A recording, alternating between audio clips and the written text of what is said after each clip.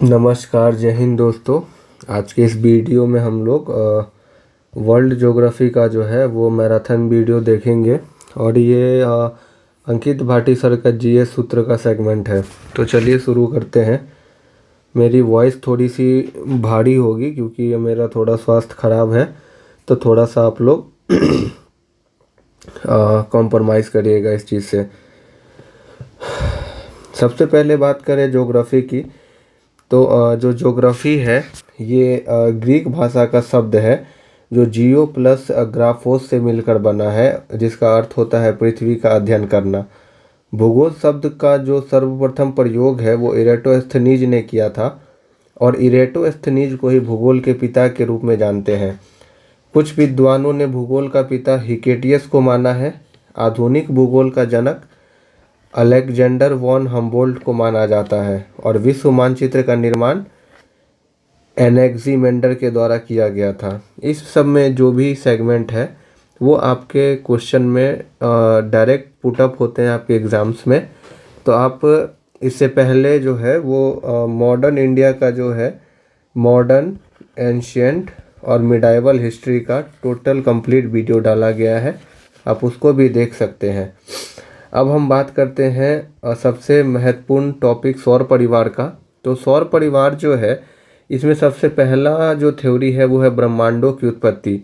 ब्रह्मांडों की जो उत्पत्ति है ये जियोसेंट्रिक थ्योरी है और इसका जो प्रतिपादन है वो टॉलमी ने किया था और इसने बोला था कि पृथ्वी जो है वो केंद्र में है, जो कि आगे चल के गलत होता है। सूर्य केंद्र में है और महाविस्फोट सिद्धांत, जिसको हम बिग बैंग थ्योरी के नाम से जानते हैं, ये सिद्धांत की पुष्टि जो है वो डॉपलर प्रभाव से किया गया। जो बिग बैंग सिद्धांत है ये जॉर्ज लेमेत्रे द्वारा 1927 ईस्वी में दिया गया था और 1920 ईस्वी में हब्बल, जो कि अमेरिकी खगोल शास्त्री थे, इन्होंने ब्रह्मांड का जो विस्तार अभी भी जारी है, उन्होंने इसका जो है वो थ्योरी दिया था।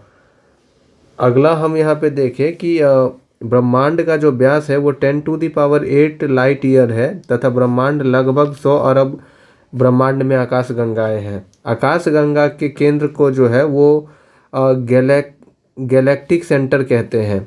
बल्ज में ब्लैक होल पाए जाते हैं। हमारी आकाश गंगा को मंदाकिनी या दुग्ध मेखला कहते हैं और आकाश गंगा जो है इसकी आकृति सर्पिलाकार है। सूर्य जो है सूर्य मंदाकिनी का एक तारा है, यानी सूर्य जो है एक तारा है। अब हम बात करते हैं सूर्य की। तो देखिए सूर्य जो है ये सूर्य के संगठक में हाइड्रोजन और हीलियम है। मुख्यतः हाइड्रोजन 71.9% और हीलियम 26.5% और अन्य तत्व में 2.5% है। सूर्य के बाद पृथ्वी का सबसे निकटतम तारा जो है वो प्रॉक्सिमा सेंचुरी है। सूर्य के ताप को जो है पायरोमीटर से मापते हैं और सूर्य का पलायन वेग 617.7 किलोमीटर प्रति सेकंड है।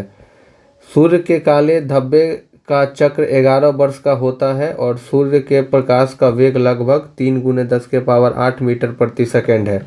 एक पार्सेक में 3.262 प्रकाश वर्ष होता है और पार्सेक जो है ये दूरी मापने की सबसे बड़ी इकाई है। सूर्य के प्रकाश को पृथ्वी तक पहुंचने में 8 मिनट 20 सेकंड का समय लगता है। सूर्य मंदाकिनी के चारों ओर 250 किलोमीटर प्रति सेकंड के रफ्तार से परिक्रमा करता है। मंदाकिनी का एक चक्कर पूरा करने में लगभग 25 करोड़ वर्ष लगता है सूर्य को। और सूर्य हमारे सौरमंडल का जो है ये एकमात्र तारा है। सूर्य हमारा सबसे निकटतम तारा है और सूर्य के आंतरिक संरचना के आधार पर इसको जो है वो 3 भागों में बांटा गया है, जिसमें जो पहला भाग है उसको प्रकाश मंडल यानी फोटोस्फीयर, वर्णमंडल यानी क्रोमोस्फीयर और किरीट यानी करोना के रूप में जानते हैं। आंतरिक संरचना के आधार पर 3 भागों में बांटा गया है, जैसे कि कोर हम कहते हैं। कोर जो है ये सूर्य का मध्य भाग है और इसका तापमान 15 मिलियन डिग्री सेल्सियस है। यही हाइड्रोजन का हीलियम में संलयन होता है। इसके बाद है रेडिएशन जोन यानी विकिरण मंडल। कोर में हुए संलयन के कई प्रकार की किरणें निकलती है, जैसे एक्सरे तथा फोटोन किरणें। संवहन मंडल यानी कन्वेंशन जोन, इसमें हाइड्रोजन से बने सेल पाए जाते हैं। सूर्य से संबंधित कुछ अन्य तथ्य देखें तो सूर्य का जो व्यास है वो 13,92,000 किलोमीटर है और ये पृथ्वी के व्यास से लगभग 109 गुना बड़ा है। सूर्य का आयतन जो है ये पृथ्वी से 13 लाख गुना ज़्यादा है। सूर्य का द्रव्यमान पृथ्वी से 3,32,000 गुना ज़्यादा है और सूर्य का वर्तमान आयु 4.7 अरब वर्ष है। अब हम बात करते हैं तारा का। तो देखिए, आकाशीय पिंड जिसके पास अपना ऊष्मा तथा प्रकाश होगा वो तारा कहलाता है। जब विरल गैस केंद्रित होकर पास आ जाती है तो घने बादल के समान छा जाती है, जिसे हम नेबुला या निहारिका कहते हैं। नेबुला में नाभिकीय संलयन द्वारा दहन की क्रिया प्रारंभ हो जाती है तो वह तारों का रूप ले लेता है। तारों में हाइड्रोजन का संलयन जो है वो हीलियम में होता है और तारों में ईंधन जो है ये प्लाज्मा अवस्था में होता है। तारों का जो रंग है उसके पृष्ठ ताप पर निर्भर करता है। अगर तारा का रंग लाल रंग है तो वो वृद्ध हो चुका है, नारंगी है तो प्रौढ़ है और नीला व सफ़ेद है तो वो युवा है। लाल दानव की अगर बात करें तो तारे का ईंधन जब समाप्त हो जाता है तो वो लाल दानव बनता है और लाल दानव जो है बाद में बड़ा होने लगता है। लाल दानव का जो द्रव्यमान है वो 1.4 मीटर प्रति सेकंड है। जहाँ मीटर सेकंड जो है ये सूर्य का द्रव्यमान से कम है, उसे श्वेत वामन यानी व्हाइट ड्वार्फ कहते हैं। श्वेत वामन को जीवाश्म तारा भी कहा जाता है और जब यह चमकना छोड़ देता है तो ये काला वामन बन जाता है। लाल दानव का द्रव्यमान 1.4 मीटर प्रति सेकंड से अधिक है और उसे जो है हम अभिनव तारा के नाम से जानते हैं। लाल दानव को अभिनव तारा और श्वेत वामन को जीवाश्म तारा के रूप में जानते हैं। अभिनव तारे में जो है वो सुपरनोवा विस्फोटक होता है और यह अंत में कृष्ण वीवर यानी ब्लैक होल बनता है। बात करें हम यहाँ पे ब्लैक होल की, तो जो ब्लैक होल की संकल्पना है वो व्हीलर ने दिया था और अत्यधिक मात्रा में ऊर्जा का उत्सर्जन करने वाला पिंड जो है वो क्वेसर है। साइरस यानी डॉग स्टार जो है ये आकाश के सबसे अधिक चमकदार तारे हैं। चंद्रशेखर सीमा जो है ये सूर्य के द्रव्यमान से 1.44 गुना द्रव्यमान को चंद्रशेखर सीमा कहते हैं। लाल दानव के बाद के तारे का भविष्य चंद्रशेखर सीमा पर निर्भर करता है और चंद्रशेखर सीमा का जो खोज है वो एस चंद्रशेखर या सुब्रमण्यम चंद्रशेखर के द्वारा किया गया था।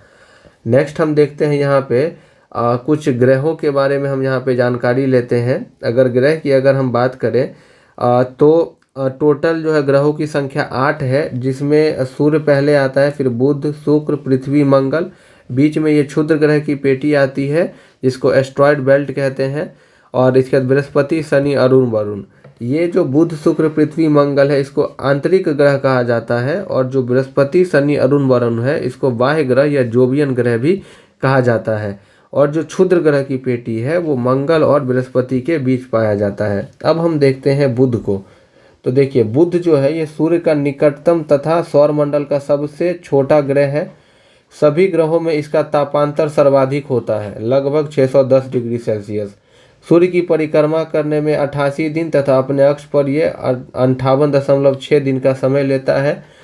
सर्वाधिक चुंबकीय क्षेत्र वाला ग्रह है। बुध पर वायुमंडल का जो है वो अभाव पाया जाता है और बुध ग्रह पर जो है वो कैलोरीज बेसिन पाया जाता है। बुध तथा शुक्र के पास कोई भी अपना उपग्रह नहीं है। शुक्र की बात करें तो ये सर्वाधिक गर्म एवं चमकीला ग्रह है। इसको भोर का तारा, साँझ का तारा कहते हैं। इसका द्रव्यमान पृथ्वी के समान है, इसीलिए इसको पृथ्वी का भगिनी या बहन कहते हैं। यहाँ पर 90 से 95% कार्बन डाइऑक्साइड पाया जाता है, इसीलिए इसे प्रेशर कुकर प्लेनेट भी कहा जाता है। यह पृथ्वी का सबसे निकट स्थित ग्रह है और शुक्र जो है 224.7 दिन में सूर्य की परिक्रमा और अपने अक्ष पर 243 दिन का ये समय लगता है घूर्णन करने में, अपने अक्ष पे घूमने में।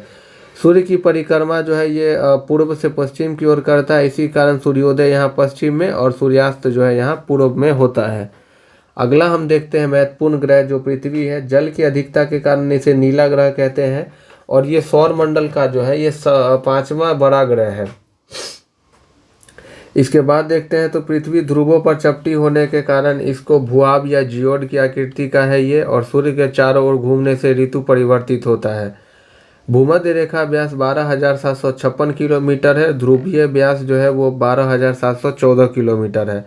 सूर्य की एक परिक्रमा 365 दिन 6 घंटे में ये करता है और पृथ्वी सूर्य के बीच की दूरी लगभग 15 करोड़ किलोमीटर है और इसका पलायन वेग 11.2 किलोमीटर प्रति सेकेंड है और इसका एकमात्र उपग्रह चंद्रमा है। नेक्स्ट ग्रह मंगल देखते हैं। यहाँ पे आयरन ऑक्साइड की अधिकता के कारण ये लाल दिखता है हमें।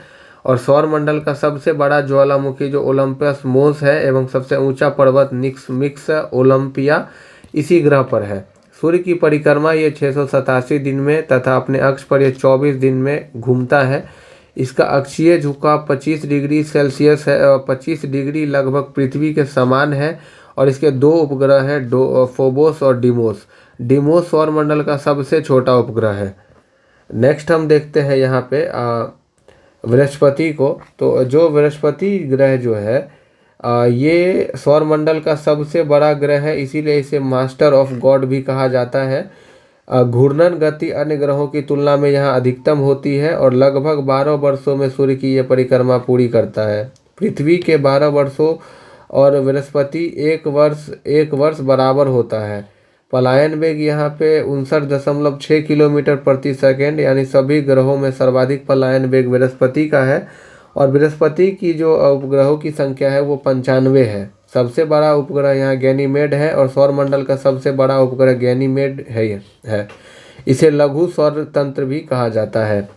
शनि की बात करें तो इसको चारों ओर वलय पाए जाते हैं जिसकी संख्या 7 है। और इसकी जो वलयों की खोज है वो गैलीलियो के द्वारा किया गया था। ये सूर्य की परिक्रमा 29 वर्ष 5 माह तथा अपने अक्ष पर यह 10 घंटे 40 मिनट में ये घूम जाता है।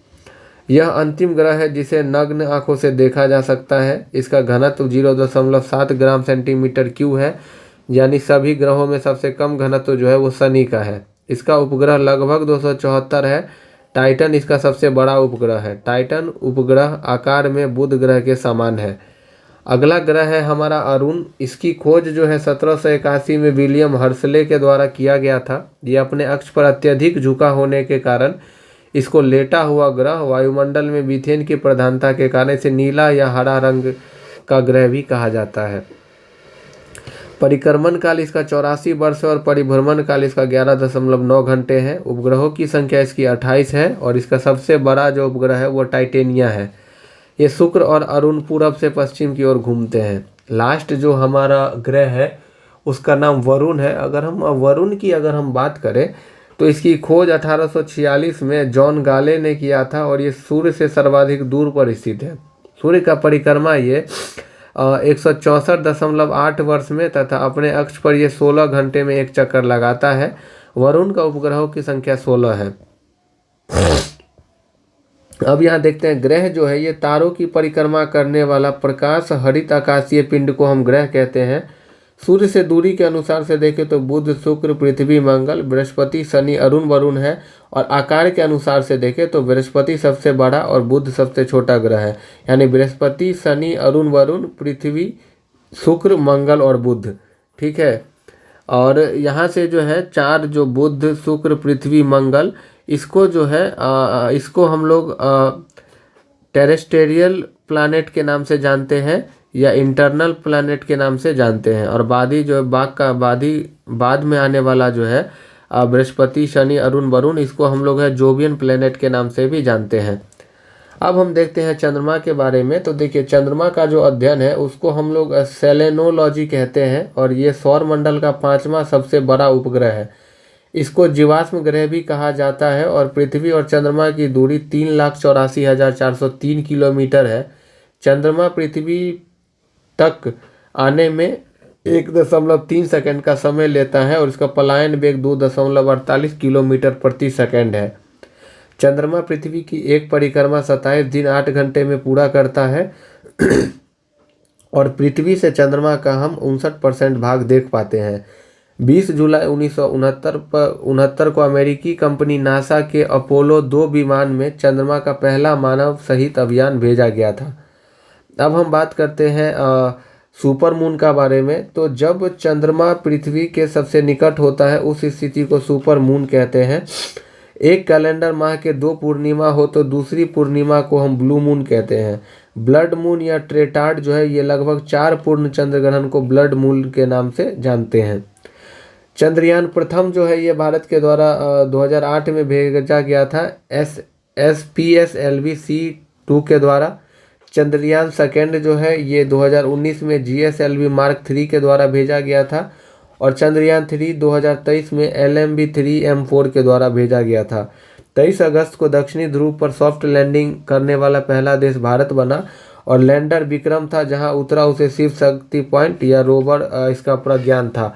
इसीलिए 23 अगस्त को जो है भारत सरकार के द्वारा अंतर्राष्ट्रीय अंतरिक्ष दिवस के रूप में मनाने की बात की गई। अब हम यहाँ पे देखते हैं कि सौरमंडल के कुछ महत्वपूर्ण बिंदु देखते हैं। जैसे जो सूर्य से सबसे निकट ग्रह वो बुध है, सबसे दूर ग्रह वरुण है, सबसे बड़ा ग्रह बृहस्पति, सबसे छोटा बुध है, वलय वाला ग्रह शनि और सबसे तीव्र गति करने वाला बुध, कम गति से परिक्रमा करने वाला वरुण और जिस ग्रह जिन पर सूर्योदय पश्चिम में होता है वो शुक्र और अरुण है। पृथ्वी का निकटतम ग्रह शुक्र है, सर्वाधिक गर्म ग्रह शुक्र है, सर्वाधिक तापांतर वाला बुध है और इस पर जो है 610 डिग्री सेल्सियस तापांतर है। सर्वाधिक घनत्व हमारा पृथ्वी है, न्यूनतम घनत्व शनि का है, सर्वाधिक तीव्र परिभ्रमण करने वाला बृहस्पति है और सबसे कम गति से परिभ्रमण करने वाला शुक्र है। अब हम यहाँ पे हम देखते हैं पृथ्वी के बारे में।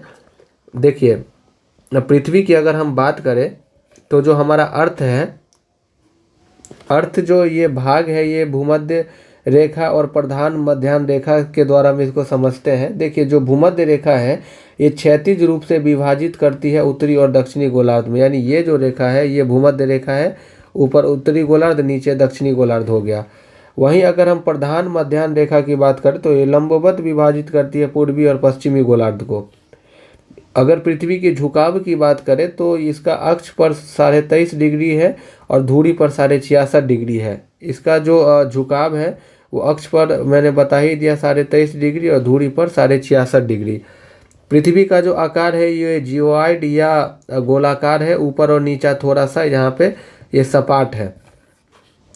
इसका जो केंद्राभिमुख बल है ये घूर्णन अक्ष या वक्रता केंद्र की ओर अंदर है और अभिकेंद्रीय बल जो है ये वृत्त के केंद्र से दूर निर्देशित करता है। पृथ्वी का घूर्णन जो है अपनी धुरी पर घूमता है और एक घूर्णन 23 घंटा 56 मिनट और 4 सेकंड में पूरा करता है और ये पश्चिम से पूरब की ओर घूमता है। घूर्णन गति भूमध्य रेखा पर अधिकतम और ध्रुवों पर न्यूनतम होता है। सूर्य से दूरी की बात करें तो उपसौर की घटना जो है सूर्य से जब ये नज़दीक होता है तब होता है और ये 3 जनवरी को होता है। इस समय जो है सूर्य और पृथ्वी की दूरी जो है वो 14.7 करोड़ किलोमीटर होता है। अपसौर की घटना 4 जुलाई को होता है। इस समय दूरी 15.2 करोड़ किलोमीटर होता है और ये सूर्य से सबसे अधिक दूरी हो जाती है। पैरेगी की बात करें यानी चंद्र उपभू, तो जब चंद्रमा पृथ्वी के सबसे नज़दीक आता है तो उसको उपभू कहते हैं और जब सबसे अधिक दूर हो जाता है उसको अपभू या अपौर्गी के नाम से जानते हैं। पृथ्वी की त्रिज्या की अगर बात करें तो इसका भूमध्य रेखीय त्रिज्या जो है वो 6378 किलोमीटर है। इसका ध्रुवीय त्रिज्या जो है वो है हमारा 6357 किलोमीटर और इसका औसत त्रिज्या जो है 6371 किलोमीटर हो जाएगा। नेक्स्ट अगर हम देखें तो पृथ्वी की गतियां देखते हैं तो पृथ्वी की जो गति है वो सौरमंडल का ग्रह है, इसकी 2 गतियां हैं, एक तो है परिभ्रमण और एक है परिक्रमण। परिक्रमण को हम रिवोल्यूशन कहते हैं और ये सूर्य के चारों ओर दीर्घवृत्तीय मार्ग में ये परिक्रमण करता है और एक परिक्रमा जो है ये 365 दिन 6 घंटे 9 मिनट में करता है। इसकी कक्षीय गति 29.8 किलोमीटर प्रति सेकेंड है और अधिकतम कक्षीय गति बुध की होती है, न्यूनतम कक्षीय गति वरुण का है। अब हम बात करते हैं परिभ्रमण की। तो परिभ्रमण यानी रोटेशन की या घूर्णन गति की, तो पृथ्वी अपने अक्ष पर पश्चिम से पूरब की ओर घूमती है और इसी गति के कारण दिन और रात का घटना जो है होता है जिसे दैनिक गति कहते हैं। इसकी अवधि 24 घंटा होती है और पृथ्वी लगभग 1670 किलोमीटर प्रति घंटा की गति से अपने अक्ष पर घूमती है और पृथ्वी अपने अक्ष पर 23.5 डिग्री झुकी होने के कारण दिन व रात की अवधि में अंतर होता है। अब हम बात करते हैं कर्क संक्रांति के बारे में। तो ये 21 जून को होता है जब सूर्य कर्क रेखा पर लंबवत चमकता है। इस दिन को उत्तरी गोलार्ध का सबसे बड़ा दिन 21 जून को मनाया होता है और दक्षिणी गोलार्ध में सबसे छोटा दिन जो है और सबसे बड़ी रात होती है। मकर संक्रांति 22 दिसंबर को होता है और इस समय सूर्य मकर रेखा पर लंबवत चमकता है और दक्षिणी गोलार्ध पर सबसे बड़ा दिन व सबसे छोटी रात होगी। विषुवत की बात करें तो पृथ्वी की वह स्थिति जब सूर्य विषुवत रेखा पर लंबवत चमकता है तथा दिन व रात की अवधि बराबर होती है। ये 21 मार्च व 23 सितंबर को दिन और रात की घटना बराबर होती है। 21 मार्च को हम बसंत विषुव और 23 सितंबर को शरद विषुव के रूप में जानते हैं। बात करें सूर्य ग्रहण व चंद्र ग्रहण के बारे में तो देखिए, जो सूर्य ग्रहण है सोलर इक्लिप्स, ये तब होता है जब सूर्य और चंद्रमा के बीच में, यहाँ पे देखिएगा तो यहाँ पे जब चंद्रमा जो है सूर्य तथा पृथ्वी के बीच आ जाता है तो इस स्थिति को सूर्य ग्रहण कहा जाता है। और यह स्थिति हमेशा अमावस्या को होता है। एक वर्ष में अधिकतम जो है ये 5 सूर्य ग्रहण हो सकते हैं और युति यानी कंजक्शन सूर्य ग्रहण की स्थिति में बनता है। चंद्र ग्रहण की बात करें तो जब पृथ्वी सूर्य व चंद्रमा के बीच में आ जाता है तो इस स्थिति को चंद्र ग्रहण कहा जाता है और यह स्थिति हमेशा पूर्णिमा को होती है। एक वर्ष में अधिकतम जो है वो 3 चंद्र ग्रहण होगा और 5 सूर्य ग्रहण हो सकता है। नेक्स्ट हम देखते हैं कि जो व्युति होता है चंद्र ग्रहण की स्थिति में ये बनता है। पृथ्वी की आंतरिक संरचना की बात करें तो पृथ्वी की आंतरिक संरचना का अध्ययन प्राकृतिक और अप्राकृतिक संसाधनों द्वारा किया जाता है। पृथ्वी का औसत घनत्व 5.5 ग्राम सेंटीमीटर क्यू है और पृथ्वी की विभिन्न परतों का औसत घनत्व जो है वो 5.5 ग्राम सेंटीमीटर क्यू है। पृथ्वी की गहराई में जाने पर तापमान बढ़ता है और प्रति 32 मीटर पर 1 डिग्री सेल्सियस की वृद्धि होती है, हालांकि इसमें गिरावट भी आती है। पृथ्वी की आंतरिक संरचना का अध्ययन जो है वो भूगर्भ शास्त्री करते हैं। बात करें यहाँ पर डायग्राम की तो देखिए, जो हमारा 21 जून को जो संक्रांति होता है वो 21 जून को संक्रांति होता है। 23 सितंबर को जो है ये पृथ्वी का जो घूर्णन है, आप देखिएगा इस समय सूरज पूरा यहाँ पे दिखेगा, यानी ये 22 दिसंबर को संक्रांति होगा, फिर ये दक्षिण की ओर रोटेट कर जाएगा। इस तरीके से डायग्राम के थ्रू इसको बताया गया है। अगला हम यहाँ पे देखते हैं कि अक्षांश और देशांतर रेखाएं। देखिए, अक्षांश को हम लैटिट्यूड कहते हैं और लैटिट्यूड जो है ये पूरब से पश्चिम तक काल्पनिक रेखा है। ये रेखा जो है ये लैटिट्यूड है और लॉन्गिट्यूड जो है ये होता है देशांतर। तो समान अक्षांशों को मिलाने वाली ये क्षैतिज रेखाएं होती है। 0 डिग्री अक्षांश जो है ये पृथ्वी को 2 भागों में विभाजित करती है। कुल अक्षांश रेखाएं 179 है और क्योंकि 90 डिग्री अंश और दक्षिणी एवं उत्तरी अक्षांश बिंदु एक ही है, रेखा नहीं है। ये 2 अक्षांशों की मध्य दूरी 111 किलोमीटर होता है और 2 अक्षांशों के मध्य का स्थान को हम जोन या कटिबंध कहते हैं। भूमध्य रेखा से ध्रुवों की ओर जाने पर अक्षांश वृत्त का आकार घटता है और उत्तरी गोलार्ध में 23.5 डिग्री उत्तरी अक्षांश कर्क रेखा, दक्षिणी गोलार्ध में 23.5 डिग्री दक्षिणी अक्षांश मकर रेखा है। भारत का मानक समय जो है ग्रीनविच से 5.5 घंटा आगे है और भारत का मानक समय 82 डिग्री 30 मिनट पूर्वी देशांतर में मापा जाता है। यह प्रयागराज मिर्ज़ापुर से लिया गया है। वहीं बात करें देशांतर रेखा लॉन्गिट्यूड का तो ये काल्पनिक जो ऊर्ध्वाधर रेखा है और ये उत्तर से दक्षिण की ओर होती है। देशांतर रेखाओं की लंबाई जो है वो बराबर होती है और इसकी संख्या 360 है। प्रधान याम्योत्तर रेखा 0 डिग्री देशांतर लंदन के ग्रीनविच से गुजरती है। ध्रुवों पर न्यूनतम दूरी 0 किलोमीटर, भूमध्य रेखा की अधिकतम दूरी 111.32 किलोमीटर है। सभी देशांतर पृथ्वी को 2 बराबर भागों में बांटता है। एक देशांतर से दूसरे देशांतर के मध्य समय का अंतर 4 मिनट होता है। ग्रीनविच रेखा पर टोटल 8 देश हैं: ब्रिटेन, फ्रांस, स्पेन, अल्जीरिया, माली, बुर्किना फासो, टोगो और घाना। संपूर्ण पृथ्वी को जो है 24 जोन में बांटा गया है। रूस में 11 टाइम जोन और फ्रांस में सर्वाधिक 12 टाइम जोन है। पृथ्वी की परत की अगर बात करें तो पृथ्वी की जो परत है वो 3 परत है इसकी: क्रस्ट, मेंटल और कोर। क्रस्ट की बात करें भूपर्पटी तो भूपर्पटी में सिलिका और एल्युमिनियम की अधिकता के कारण इसको सियाल कहते हैं और ये पृथ्वी की जो है सबसे ऊपरी ठोस भाग है। महासागरों के नीचे इसकी मोटाई 5 किलोमीटर है और महाद्वीपों पर यह 30 किलोमीटर तक इसकी मोटाई है। इसका औसत घनत्व 2.7 ग्राम सेंटीमीटर क्यू से लेकर 3 ग्राम सेंटीमीटर क्यू तक है। इस परत में सर्वाधिक मात्रा में ऑक्सीजन यानी 46.6% पाया जाता है। सिलिकॉन 27% तथा एल्युमिनियम 8% पाया जाता है। मेंटल की बात करें तो ये भूपर्पटी के निचले भाग को मेंटल कहते हैं और इस परत में जो है ये सिलिका और मैग्नीशियम की अधिकता के कारण इसको सीमा कहते हैं। इस परत की जो गहराई 2900 किलोमीटर तक है और इसको दो भागों में बांटा जाता है, ऊपरी मेंटल व निचली मेंटल। ऊपरी मेंटल के भाग को दुर्बलता मंडल कहते हैं और इस परत का औसत घनत्व 3.3 से लेकर 5.5 ग्राम सेंटीमीटर क्यू है। कोर की बात करें तो ये पृथ्वी का केंद्र वाले भाग है और इसमें निकेल और लोहा की अधिकता के कारण इसको नीफे कहा जाता है। इसके परत को भी दो भागों में बांटा गया है, ऊपरी क्रोड और निचली क्रोड। इसकी गहराई 2900 से लेकर के 6370 किलोमीटर तक है। इसका जो औसत घनत्व है ये 12 से 13.6 ग्राम सेंटीमीटर क्यू है और असंबद्धता यह चट्टानों के घनत्व में एकाएक परिवर्तन को दर्शाता है। चट्टान की बात करें तो चट्टान 3 प्रकार का होता है, आग्नेय, अवसादी और कायांतरित। आग्नेय चट्टान की बात करें तो ये मैग्मा व लावा के जमने से बनती है। ग्रेनाइट, बेसाल्ट, डायोराइट, गैब्रो जीवाश्म रहित होती है। बेसाल्ट में लोहे की प्रधानता होती है और आर्थिक रूप से संपन्न इसमें लोहा, निकल, तांबा, सीसा, क्रोमाइट, मैग्नीशियम, सोना, प्लेटिनियम आदि पाया जाता है। इस चट्टान से जो है काली मिट्टी का निर्माण होता है और भूपर्पटी का 90% भाग आग्नेय चट्टान से बना है। अवसादी चट्टान की बात करें तो जो बलुआ पत्थर है, चूना पत्थर है, स्लेट है, ये सब अवसादी चट्टान के उदाहरण है। अवसादी चट्टानें परतदार होती है और जीव जंतु व वनस्पति के जीवाश्म इसमें पाए जाते हैं।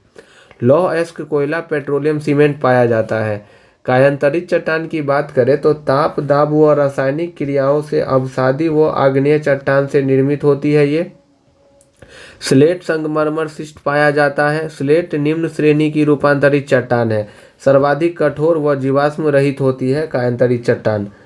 अब हम यहाँ पे देखते हैं भूकंप के बारे में। भूकंप की अगर हम बात करें अर्थक्वेक तो समान भूकंपीय तीव्रता वाले स्थानों को मिलाने वाली रेखा को समभूकंपीय रेखा कहते हैं। समान समय पर आने वाली भूकंपीय क्षेत्र को मिलाने वाली रेखा को होमोसिस्मल रेखा कहते हैं। प्रशांत महासागर की तटीय पेटी में विश्व का लगभग 63% से ज़्यादा भूकंप आता है। मध्य महासागरीय पेटी में विश्व का लगभग 21% भूकंप आता है। भारत में भूकंपीय क्षेत्र मध्य महासागरीय पेटी के अंतर्गत आता है। भूकंप की तीव्रता सिस्मोग्राफ यंत्र रिएक्टर स्केल में मापी जाती है। भूकंप भूपटल की कंपन अथवा लहर है। भूकंप के अध्ययन को हम सिस्मोलॉजी कहते हैं। यहाँ बात करते हैं भूकंपीय तरंग की, तो 3 प्रकार की तरंग होती है, पी, एस और एल। पी वेव को हम प्राइमरी वेव कहते हैं और ये पृथ्वी के अंदर प्रत्येक माध्यम से ये गुजरती है। इसका औसत वेग 8 किलोमीटर प्रति सेकेंड है। अन्य तरंगों से ये अधिक तीव्रता से ये गुजरता है। इस तरंग का मार्ग अनुदैर्ध्य होता है, अर्थात ध्वनि तरंग के समान। एस तरंग की बात करें तो इसको सेकेंडरी वेव कहा जाता है और ये अनुप्रस्थ होता है। ये तरंग ठोस माध्यम से ही खाली गुजर सकता है और पी तरंग के बाद पहुंचता है। एल तरंग की बात करें तो इसकी खोज HD लव के द्वारा किया गया था और ये तरंगे जो है सर्वाधिक विनाशकारी होती है। यहाँ पे देखिए जो भूकंप है वो जहाँ पे इसका उद्गम क्षेत्र है